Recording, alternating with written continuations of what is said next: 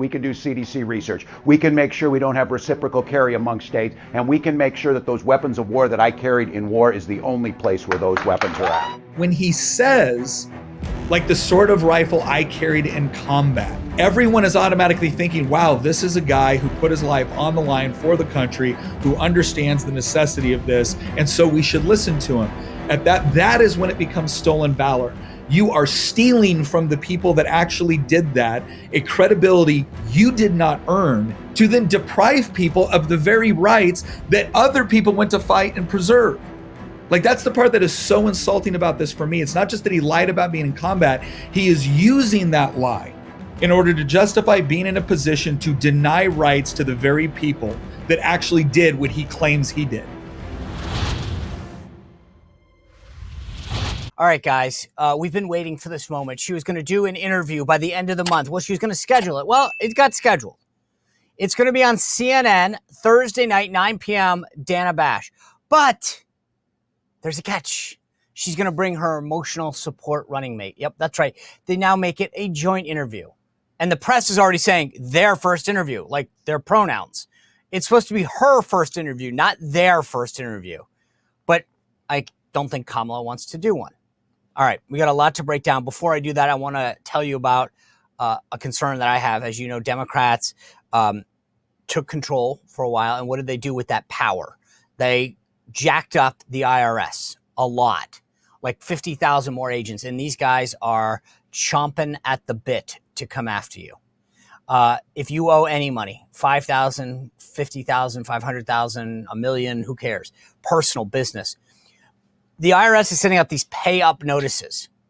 Maybe they'll call you, maybe they'll visit you. It doesn't matter. Do not talk to the IRS without professional help. And I think the best people in the business are the folks from Tax Network.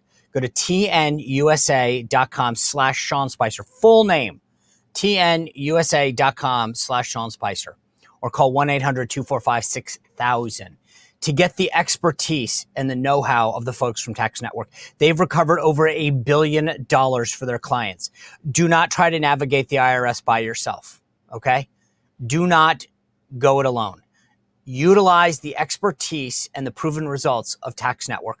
Call them or visit them at tnusa.com/Sean Spicer. If you get a notice, you know somebody, be a friend, be a neighbor, be a good business partner. If you know somebody that got one of these calls or letters, help them out. Send them to Tax Network before it's too late. All right, a lot to break down. Nick Freitas, who is a delegate in the House of Delegates in Virginia. You may have seen some of his social media commentary. If you don't, subscribe to it. It's amazing. He is also the host of the Making the Argument podcast. Same kind of stuff, very common sense discussions to big issues, and a lot to get with him today.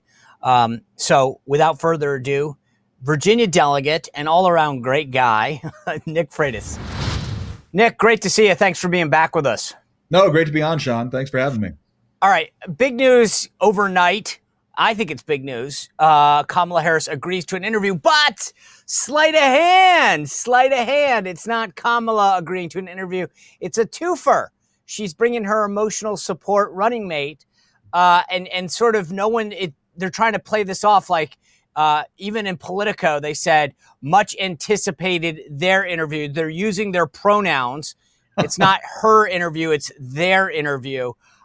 Just generally speaking, I mean, objectively, what do you think of the tactic that they're using to check this box? Oh, I think it's brilliant because if Kamala Harris had to do an interview all by her lonesome, there would be problems. She gets nervous. She doesn't perform well. She starts to do that really annoying laugh that everyone is keyed into now as an indication that she's highly nervous and doesn't know what to say. So no, there's a reason why when Biden ran against Trump in 2016, he hid in his basement the entire time. The difference was COVID was going on, and so you could get away with it. They can't do that now, so they're going to have to rely on the press in order to carry the water for her. But no, this is a brilliant campaign move for Kamala Harris because she doesn't perform well in this sort of setting. You know, it's a really apt analogy that you're making because he got to hide in his basement and claim it was COVID. Mm-hmm. This time she's basically the equivalent of hiding in a basement. It's just that the press is sort of like, you're out in the open, but we'll pretend you're in a basement and we won't criticize you. We won't, question you. We won't harp on you. It's amazing though. I mean, she's hiding in plain sight.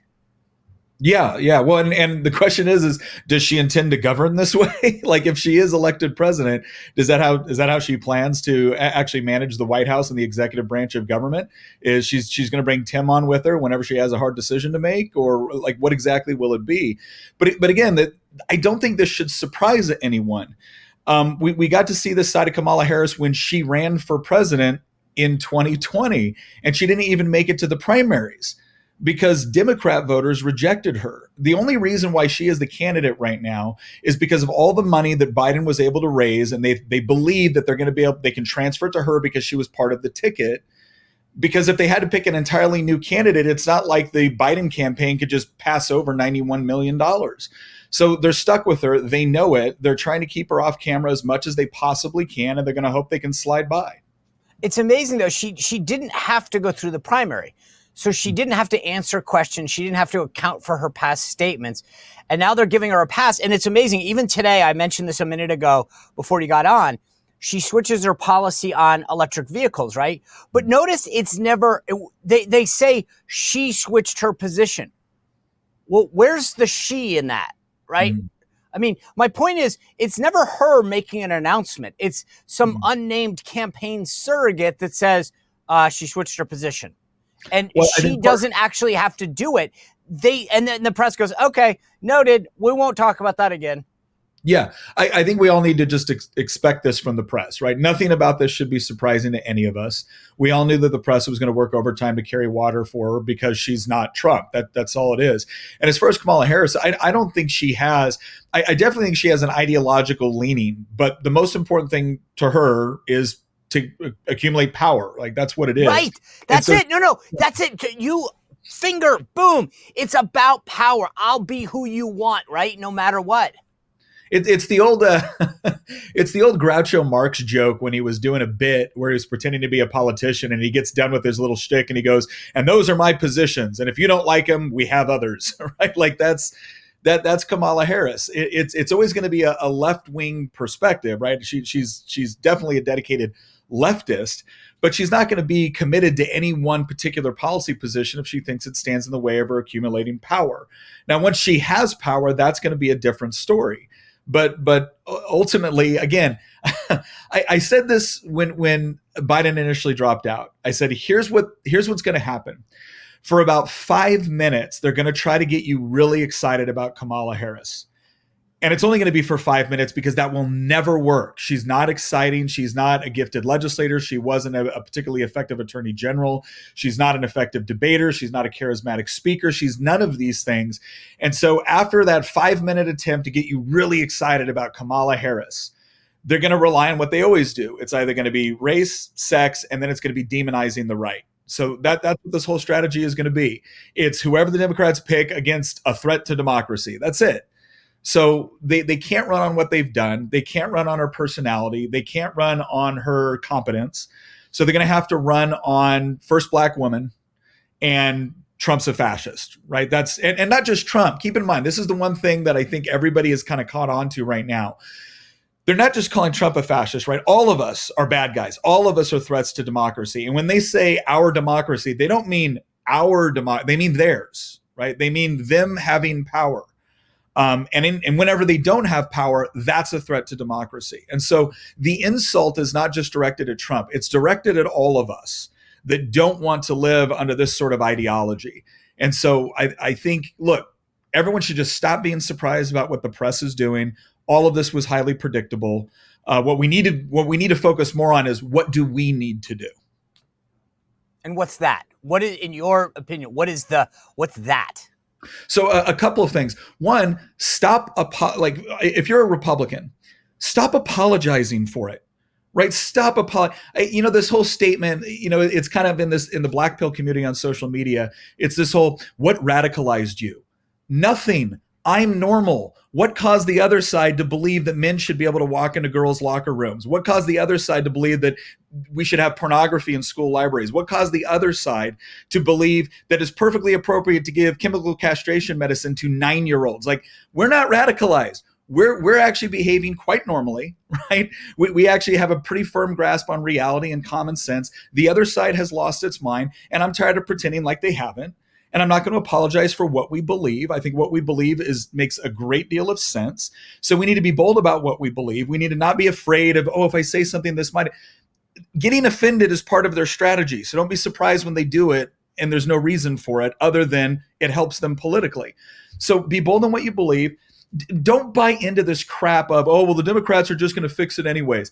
Well, shoot, if you don't show up and vote, then they don't have to fix it, right? Because you're being lazy. And that's what that is, by the way. It's not, I'm being principled and I see what nobody else sees. I'm awake and not woke. No, you're giving them exactly what they want by not participating. And then the other thing I would tell people is, look, if you're the sort of person that watches your show, that watches my show, you're probably a little bit more politically astute, right? You're probably paying a little bit more attention to what's going on within politics. You are the political person in your friend group. What that means is you probably got 5, 10, or 15 other people in your immediate acquaintance who share your values, who go to the barbecues with you, who watch the game with you, who do all that other stuff, who, maybe they're a little bit apathetic, or maybe they think it doesn't matter. Me telling them to go out and vote is something they've heard 1,000 times. You telling them to go out and vote is something they've heard 1,000 times. But when a close friend says, hey man, you need to vote on this one, right? And you apply just a little bit of peer pressure. You're not sitting there beating them over the head with it, but it's like, hey, dude, you're going to go vote tomorrow, right? Like, come on. They will. They'll go and do it. And they'll come up and be like, hey, man, they'll show up again. They'll show up to your house. They'll show up to the barbecue. They're like, hey, I voted. I know I needed to. You were right. And you do that with 3 or 4 people. That makes the difference, especially if you live in Pennsylvania, Wisconsin, Georgia, Arizona, Nevada, right? Because those races are all going to be decided by, a couple thousand, if not in some cases even less than that, votes. So that's where it matters the most. Don't worry about what the media is doing or what they're saying or the latest indictments they're trying to throw out there. Just stay focused on what you need to do and go do it. All right, folks, I hate to interrupt this conversation, but I want to tell you about another great guy, not just Nick, another great guy, Leo Grillo. If you've been watching this show for a while, Leo's been with me from the beginning. An unbelievable guy who has dedicated his life to helping animals, all sorts of animals, dogs, cats, horses. It doesn't matter to Leo. He wants to help all animals, neglected, abused. And so he founded deltarescue.org. And if you go to deltarescue.org, you can check out the videos. Just go look at what I'm talking about. Nothing else. Click on the website. Check it out. It's pretty cool. As someone who's rescued several dogs, like it's technically a few, 3. I don't want to be Tim Walz and exaggerate my record here. You realize what great work that Leo has done to help these animals in need. Leo can only do so much, though, let's be honest. And he wants to not be some kind of big government organization because it's a no-kill sanctuary for life. Once you get there, these animals get the help they need for life. Please go to deltarescue.org, check out the videos, see what I'm talking about. Think about if you can make a contribution. Any amount helps the work of Delta Rescue continue. But then also go to the estate planning tab at the top and think to yourself, could I make Delta Rescue part of my estate, my legacy, so that this work that they do endures for generations and decades to come? Thanks for your considerations. Now back to the conversation with Nick. There's so much in what you just said that is so valuable. The first thing I totally agree with. I feel like they want you to feel guilty about being normal. Mm-hmm. Like, hey, why won't you let men walk into a kid's bathroom? What is your problem? I'm like, wait a second, I'm the normal one in this. But I agree with you. The idea is to put you on defense and have you explain it. I think the last one is really important. I've told people this before. The most trusted source when it comes to election information is a friend, colleague, or family member. And to your point, like, as you were talking, Nick, I was thinking to myself, how many times, like I have a lawyer friend, and I'll call them all the time, and I'll be like, ask her, hey, is this legal, or how would this play out? I have a doctor friend. I'll be like, hey, what's this spot? You rely on people's expertise based on their field. And I think that you and I in particular, and all the people that watch this show, to your point, have a degree of responsibility because we are the trusted sources. People will say to me, and I'm sure you all the time as an elected official, will say, is it that important that I do this? Or what does this mean? And we need more than ever to take this really responsibility very seriously and say, all right, here's what's at stake. It's not just go vote. It's here are the things that matter, because if you don't, this is how they win. And by the way, that goes back to point one. If they win, then they can change the kooky, crazy stuff and make it a law. Well, and I think we need to understand that, anybody that hasn't done a little bit of study of Antonio Gramsci and this concept of the march through the institutions, you really need to. And James Lindsay does a great job of kind of, I think, explaining it to laymen. I've gotten a lot out of talking to him about it. But it really is this idea that if you look at what the left has done over the last several decades in our country, they have done a lot of work, not just on trying to win elections. They've done a lot of work on trying to be the dominant force within culturally shaping institutions. And so that's why we find ourselves in a situation where all of a sudden something that would have seemed crazy 5 minutes ago has its own mini series on Netflix now. That's insane. But they've invested the time and the effort there, and we need to do the same thing, right? We need to be competing in those cultural spaces as well. And look, so much of this is solved by, again, just normal, God-fearing, patriotic people investing the time in their relationship with their kids, with their family members, with their friends. I don't worry about my kids and their worldview and them getting tripped up by, what they're hearing outside or what comes over, TikTok or things like that. Not because they're not independent thinkers, but because we've invested the time in explaining why do we believe what we believe and why is it important and why it makes sense. And when you invest in that time, especially with your own kids, you don't got to be worried about what the college professor says, right? They're going to be solid.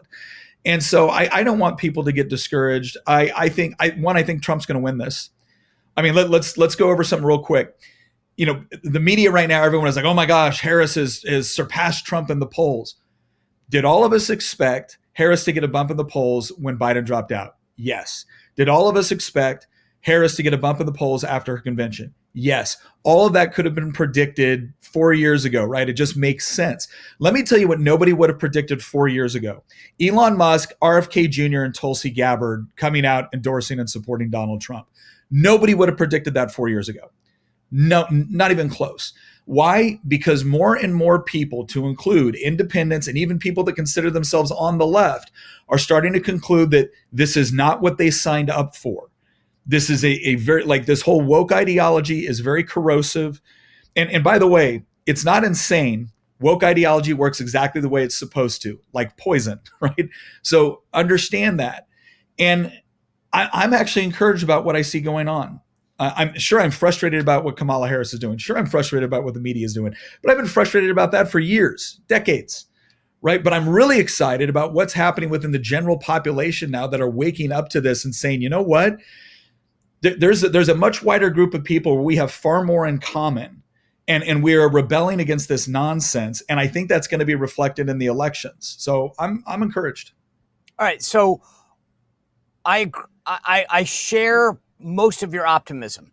What scares me is once I realized what they did in 2016, and at the time it was nothing, but it became, Trump calls it the Russia hoax. Then there was the suppression of the laptop, and now we know through Zuckerberg, Facebook that it was not just, it was suppression of free speech, and the Biden administration pushing down on Facebook, both just general information about COVID, about the laptop, right? Then they go after him. They try to get him off ballots. Then they try to go after him criminally and civilly, bankrupt him, and try to put him in jail. And now Jack Smith, that federal prosecutor, right? It says yesterday, I'm going after him again. Yeah. And by the way, check this out. Look at the calendar, folks. DOJ has this, fairly not legal, but policy that 60 days out from an election, we don't do anything. Well, guess what? It's just outside that, and we're going to go back at them. They will stop at nothing. And that's what worries me about the debate. It's what worries me about Jack Smith. It's that they recognize what's at stake. And they're like, we are not going to allow this to happen again. We will use every institution to stop this man. Yeah. And I agree with what we need to do, but I'm fearful that the institutions are all getting the high sign to say, guys, we didn't take it seriously enough in 2016. Let's go. Like, we were able to change the rules and do all that stuff with COVID and voting last time. Yeah. We don't have that excuse now. So let's go. Everybody, all hands on deck. ABC, get the memo. Come at him on the debate. Jack Smith, refile those charges. Let's go, guys. You know what I say about Jack Smith doing that? Honestly, and I mean this very sincerely. Good. Do your worst. Do your worst. Because here's what I know. 10 years ago, if you would have said, oh my gosh, 34 felonies, multiple indictments and whatnot, all of us would have been like, this is disqualifying. This is disqualifying, right? Like, this is just the juice ain't worth the squeeze, man. Now it's like, why don't you make it 36? Because we know what you're doing. We know what you're doing. We know what the motivation is behind it. We know this has nothing to do with any sort of appreciation for law and order. You allowed cities to burn all over this country. Tim Walz likes to talk about going to war. All right. Apparently, he spent his combat time in Italy. If I were him, I would have said that the closest he's actually been to war is when he allowed his own city in Minneapolis to burn as he was governor. That's the closest he's actually been to real violence. Right. So, look, I'm looking at all these guys. And again, I consider myself to be a pretty reasonable person. Right. I'm not radicalized. I'm normal. And I'm looking at what they have done to Donald Trump. And by the way, in 2016, I was not a Donald Trump fan. Was not. I supported Rand Paul in the primary. Then I supported Ted Cruz in the primary. I was very skeptical of Donald Trump because of his past statements, his past positions on a whole host of issues. There's still things today I don't totally agree with Donald Trump on. But am I absolutely, totally on board and determined to see him win this time around? Yeah, you better believe it. Absolutely. And why is that? Well, part of it's because I watched the way he governed and I was highly impressed. But another part of it is because I've watched the way that the left has responded to him. I've watched the way that the nice, tolerant, compassionate, empathetic left who just wants everyone to get along and have their say. I have watched how they've been willing to use any mechanism within their power to shut down, deplatform, and now sue and potentially imprison their political opponents. So you know what, left? Do your worst, because the more you do it, the more determined I become. And guess what? I'm not alone. I am not alone. So if anybody was at a point where they were still in this position where it's like, well, they wouldn't go that far.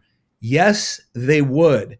When somebody shows you who they are, especially in politics, believe them.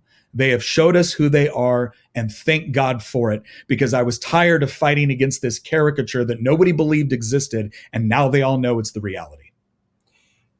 You know what? When you're talking makes me think. Donald Trump has billions of dollars. He can fight these issues, and he talks about this all the time, right?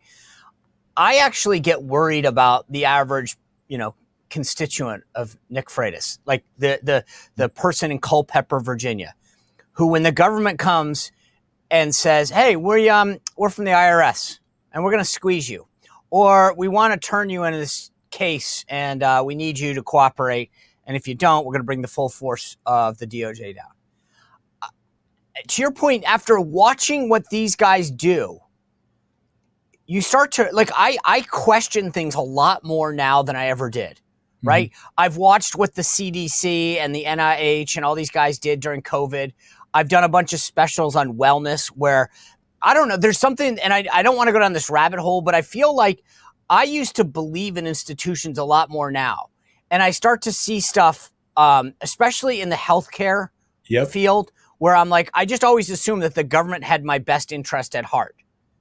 And I watch now, if they want something, what they'll do. And I've tried to tell people in the past, Nick, that when you are staring down the government, and I met with the Mueller committee, and it was like, it's daunting. You're sitting across from a table with like 8 or 9 lawyers and special agents from various law enforcement agencies. And it's scary because you're like, they can jump on you, and you're sitting there with your, couple paid lawyers. That, again, every time they want something, it's, okay, here's another check. And they'll get what they want. And I feel like, what, to your point about they show us who they are, like, it starts to send chills down my spine when I realize that the government now is not the government that I thought it was growing up. No, it definitely isn't. And this is the reason why we were supposed to have all these checks and balances on government and federalism and the 9th and 10th Amendments to the Constitution was to prevent this very thing from happening. But then when you have things like the 16th Amendment, when you have things like, a very, very powerful Federal Reserve and fiat currency, and again, not to go down a bunch of rabbit holes, but when you give the federal government so much more power than it was ever designed to have, so much more scope and jurisdiction than it was ever designed to have, you shouldn't be surprised that this is the result. Now, here's what I will say. It is horribly irresponsible for us as Americans, especially people that want to be free Americans. It is horribly irresponsible for any of us to believe, well, as long as I vote for Trump, I've done what I need to do. Or, well, Trump can handle it because he's got billions of dollars. No, you're going to face backlash. You're going to face, on some level, it might not be to the degree that he's facing it, but you're going to face some pushback.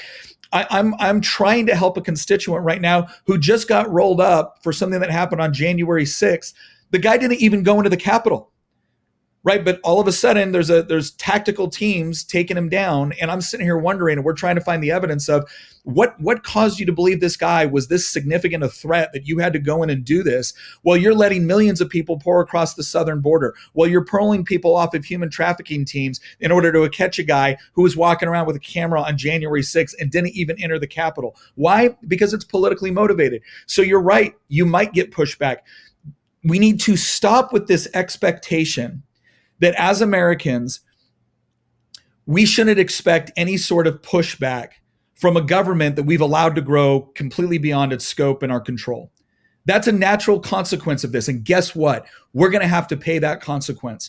But if you don't pay the consequence, if you sit with your head down and you just comply with everything because you don't want any trouble, call yourself whatever you want, but just please don't call yourself an American, because that's not who we are.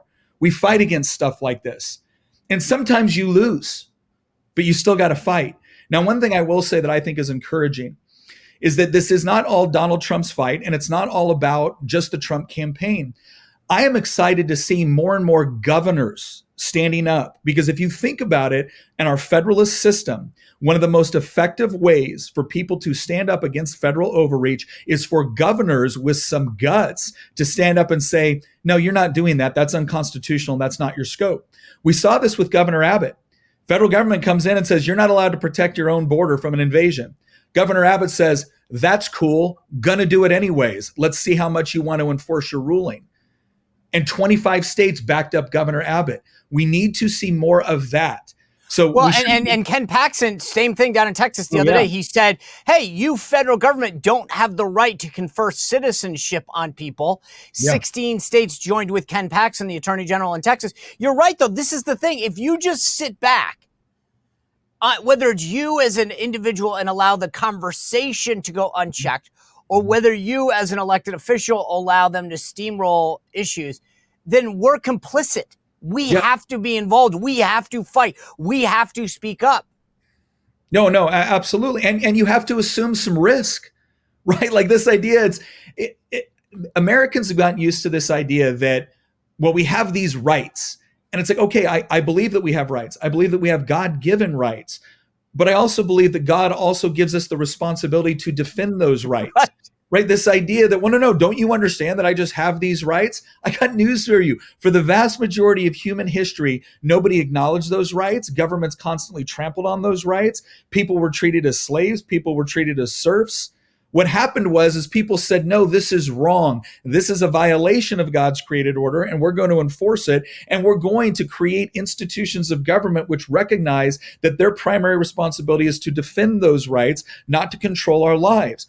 But politicians, certain elements of society do what they always do, which is they try to sell people on the idea of giving up their rights in exchange for security or goods and services or whatever it is. And that's the stage where we're at right now. And so we're either going to make a decision, right? Either hard men are going to stand up right now and make good times, or weak men are going to make bad times. That's the point we're at right now. And it's a decision you make. It's not just the times you live in, it's the decision that you make. And so if we have enough people decide to stand up and assume risk and deal with some discomfort, maybe deal with some persecution, maybe deal with some prosecution, then I think we can turn it around. If we're the sort of people where we've raised a generation to think, well, as long as I can get my dopamine hits online, and as long as I've got basic, sustenance, I don't care what happens. Well, then we deserve what happens next. Yeah, no, I think that's right. Because I feel like they win when we don't speak up. Speaking of don't speak up and not push back, I want to talk a little bit about Tim Walz, because I actually thought that his record overall, but specifically his military career, which I want you to speak to, was something that was going to get a lot more attention. This idea of stolen valor. And there's a lot of, it's not one thing, right? It's several things. As someone that actually deployed to Iraq, that fought for the country, explain to people who maybe haven't served, because so few now have, why what Tim Walz says and does offends veterans. Sure. I think it really, there's a lot of things that have been mentioned. Some of it has to do with the rank he talks about. Some of it has to do with talking about military service. Let me get this part out front. I admire anyone that serves in the military. I think all service is honorable. Not all service is the same, but all service is honorable, right? Right. And I think him giving, I think it was 24 years in the National Guard and serving as a senior non-commissioned officer, I think all that's honorable. I think it is perfectly within his right to talk about that service and to talk about how it informed his worldview and maybe some of his policy positions. I may disagree, right? I don't think his military service justifies his policy positions, but I think it's useful information and it's relevant, right? Now, he made a comment about how he was a command sergeant major. From what I understand, he served in that capacity, but he wasn't able to keep that rank because he left the military. From what I understand, shortly before his unit deployed. Some people say that the paperwork was put in before they got their deployment orders, whatever it is. Let's set that aside. Let's give him the benefit of the doubt on that, if you would like, right? I'm going to give him wait, hold on. On the rank issue or on the deployment issue? On the rank issue, and on whether or not. The rank issue, just to be clear, the rank issue is twofold. He was basically frocked, right? So he got selected for CSM. And I think that for non-military people too, the other thing that I know some of my friends have brought up is the fact that you weren't just a sergeant major, you're the command sergeant major, okay? But he was frocked, meaning he got selected for the thing. Then he didn't serve time and grade, that's one, and he didn't complete the course that would have allowed him to actually. He shouldn't be going around saying that he's a retired command sergeant major. Yeah, he shouldn't be saying that. That is technically wrong, right? But again, he served in that capacity. So again, I'm trying to be as generous as I can. I know. Okay, fair enough. But I just want the audience to understand why people have a issue. I get it. Yeah, so he's wrong. He's wrong. He shouldn't have said that. But you could understand how he was just generalizing. Here's where I have no tolerance. When he uses as justification for wild infringement on your Second Amendment rights, and he says, well, nobody should have the sort of weapon I carried during war. He is implying right there, if not directly stating, that he served in combat, that he went to a war zone, that he did none of that. He served in Italy in 2003 as part of the global war on terror. Now, as I like to joke around, I'm like, wow, they sent me to Iraq. I had no idea Italy was an option. Well, Governor Walz is using his military experience to explain why certain guns should never be in the hands of private citizens, namely the sort of guns that he carried in war. Now, where exactly did Tim go to war at? Italy, which would be super impressive if it was 1943, but it turns out it was 2003 in service to the global war on terror, which, imagine how silly I felt. I mean, they sent me to Iraq. I had no idea Italy was an option. Right, there was no fighting going on in Italy. He was not risking his life. He was not going out there. He was not patrolling. He was not going and getting bad guys. He was not rolling down roads where IEDs were going off. He was doing none of that. But when he says, like the sort of rifle I carried in combat or I carried in war, everyone is automatically thinking, wow, this is a guy who put his life on the line for the country, who understands the necessity of this, and so we should listen to him. That is when it becomes stolen valor. You are stealing from the people that actually did that, a credibility you did not earn, and then are using it to justify putting yourself in a position of power, and in this specific case, to then deprive people of the very rights that other people went to fight and preserve. Like, that's the part that is so insulting about this for me. It's not just that he lied about being in combat. He is using that lie in order to justify being in a position to deny rights to the very people that actually did what he claims he did. Right. And that is something where, look, you should not overlook this. This is horribly insulting. He should apologize. But instead, the press is going above and beyond to try to cover for him. And then they have the audacity to go after J.D. Vance and say, well, J.D. Vance only did this in the Marine Corps. Which, by the way, and that's right. But the thing is, that was J.D. Vance's MOS. Yes. Like, you don't get to go, hey, I mean, without getting into it, because I don't like bringing it up, I mean, you don't get to pick. They do it for you, and then they say, this is what your billet is, this is what your orders say. You have some say, depending on what you do. You have some say over your military occupational skill, right? You can choose what you do in the military to a degree. When it comes to deployments, that's less certain. A lot of it just depends on where you're at. And then once you get over there, obviously you're going to serve in combat in the capacity that you were trained to serve. Correct. But the bottom line is that J.D. Vance went in there. He went into a particular military occupational skill set. He was deployed. He went over with his unit. He did his job. J.D. Vance gets to say, I went to combat. Tim Walz does not. And the fact that the media is covering... Well, but it's also, but it's not even what J.D. Vance gets to say. It's that he's never claimed anything that wasn't false. I mean, that wasn't false, right? Yeah. He's not lying. He said, I served in the Marine Corps. I went to Iraq. True. He didn't say I was a badass and I knocked down Saddam. He just says, I went to Iraq. Okay, that's true. It didn't say I went outside the wire and rolled up bad guys. But Sean, can I say what this, all this reinforces is what we already knew. The press and a large contingent on the left, they don't care about the military service unless being able to speak to the military service is useful for the accumulation of power. Well, but let's look at the Virginia situation just this week. Trump goes to Arlington in Virginia to pay honor with the Gold Star families of some of the 13 families. Mm-hmm. The Biden administration, Harris nor Biden, has actually ever contacted these families. He goes with some of them. And now there's a controversy today about whether or not an official at Arlington, and that's the controversy, not that no one else went. Yeah. Well, no, but again, Sean, this is the part where I keep going back and looking at people. It's like, yes, we should be mad about this. We also should not be surprised at all. I mean, how much more evidence do we need that the mainstream media is totally in the bag for the Harris campaign, right? You can get mad all day long about them engaging in obvious lies, obvious subterfuge, obvious campaigning in the name of what should be objective journalism.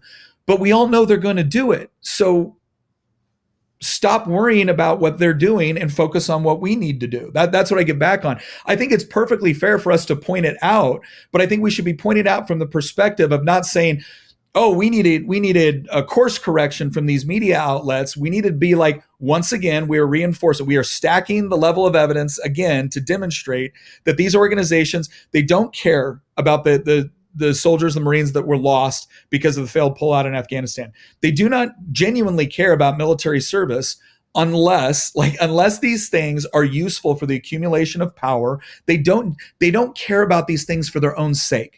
That's the best way to put it. Right. They do not care about these things for their own sake. There's not some objective morality that they're appealing to saying, yeah, you know what, regardless of what you think about Trump, he's right about this. You're never going to get that. Why? It's not useful to the accumulation of power. Yep. So always about power. That's the thing. It's about power and control. That's all this comes down to. That is why every single issue, right? I tell people all the time, why do you think they don't care about the border? Because it's more votes, more power. Why do you think they want to make DC a state? It's not about voting rights. That's an easy answer. You and I both know that the part of Virginia that used to be DC was given back. Give back the part of Maryland if you don't think that it's being used properly and give them the voting rights. It's about power. 2 more Democratic senators. It's always about power. Whenever you scratch the surface of an issue that a Democrat is talking about, it comes back to the accumulation of power. They never want to solve welfare. Why? Because they need power. They want to get rid of your guns. Why? Because it comes back to power. Always about the accumulation of power. Yeah. I want to pivot to Virginia specifically for a second, though. I mentioned Arlington and what's going on there. There's a Senate race, Hung Cao versus Tim Kaine. And then obviously when Trump left Arlington, he went to this Vietnamese restaurant in Falls Church, a big, huge Vietnamese population there that actually is fairly supportive of Republicans, and then a huge Asian community in Northern Virginia. Let's just talk quickly about where is the race in Virginia right now, because with Biden, it was dead even. Where is it now that Harris is in there? I mean, Harris got a bump just by virtue of not being Biden. The problem is that I don't think she can sustain it over time. And so if you're looking at the polls today, you're probably thinking, oh, well, Virginia's unfortunately going back on this trend that it's done before. I don't think it has to be that way. Now, I don't think anybody should be confused that Virginia is going to be a very tough battle. It's going to be very, very difficult.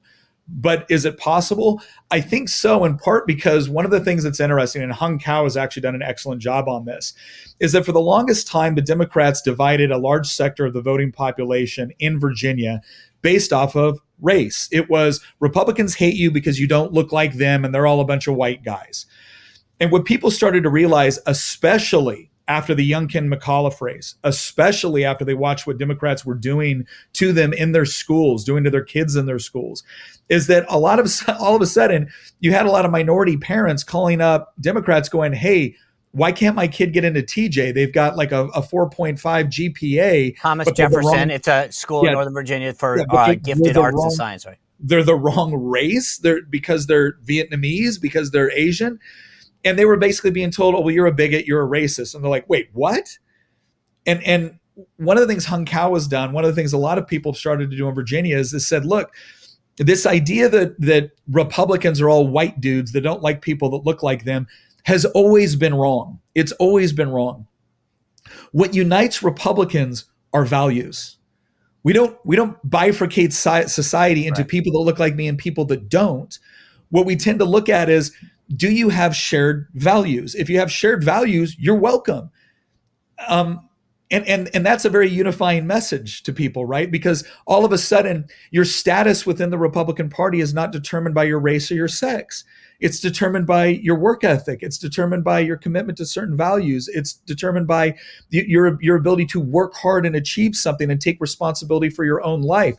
Well, it turns out that message appeals to a wide swath of people, because a lot of the reasons why people come to this country in the first place is because they're fleeing a government that set up a system that determined how far they could go or what they could keep with what they earned based off of their race or their sex or their economic status. That isn't what we do here. And so a lot of minorities that might have first come to the United States, or maybe that have lived here a while, or multi-generational, who thought that Republicans are just anti-immigrant or Republicans are just anti-minorities, have recognized that no, our values align. You love America, you want to be part of this, you want to work hard, raise your family, our values align. That is not true with the Democrats. Insofar as your minority status is good for them in the accumulation of power, you are welcome. The moment you don't use your minority status in order to give them power, they kick you out or they treat you like a traitor. And let me give you one perfect example of this. Speaking of Virginia, I sat there in a committee where we were talking about Second Amendment issues. And somebody brought up that one of the laws that we were trying to repeal was a vestige of Jim Crow. Right? There was laws on the books in Virginia that said that you got to go through this permitting process to conceal carry. And the reason why it was put into place is because they were allowing local officials to selectively choose who could get a concealed carry permit and who couldn't. And one of the most glaring pieces of evidence of this was Martin Luther King Jr. was denied a concealed carry permit. Give me a break. And so the delegate brought this up. And I watched as a member of the committee, and as I watched as one of the witnesses from the NAACP said, I don't need a white person to tell me about Jim Crow. And so a black delegate, A.C. Cardoza, said, oh, you needed to come from somebody that looks like you? Okay, I look like you. He's absolutely right. He's correct. This was a vestige of that. And then I watched as Delegate Mundin King, black delegate from I think Prince William, Stafford area, said that this is why some people are skin folk and some people are kin folk. Oh. She basically called A.C. Cardoza an Uncle Tom. Now, why? Is it because AC Cardoza isn't black? No. Is it because AC Cardoza hasn't had experiences as a black man in America? No. Is it because AC Cardoza hasn't overcome challenges? No. He served in the military. He's a member of the House of Delegates. Why was it that all of a sudden, all of the things that the Democrats tell us should matter, race, experience, lived experience, why did it not matter the moment AC Cardoza made an argument in favor of your Second Amendment rights? Because he betrayed the left. Yep. Right. And that's what really matters. You only get the privileges that the Democratic Party, mets out for race, sex, sexual identity. You only get that if you stay in line with leftist ideology. And the moment you leave, they will punish you for it. Yeah. Amazing conversation with you, Nick. As always, continue to talk. Tune in to Nick. You see him on social media. Check out his show. All the links are in the bio. Guys, we got a great panel discussion tomorrow. And then on Friday, 2 battleground state House candidates that are instrumental in Donald Trump getting to 270 electoral votes. Hit that notification button now. Subscribe. We'll see you back here tomorrow. Thank you. Well, if you enjoyed this content, make sure to like this video, subscribe, and click the notification bell to get more.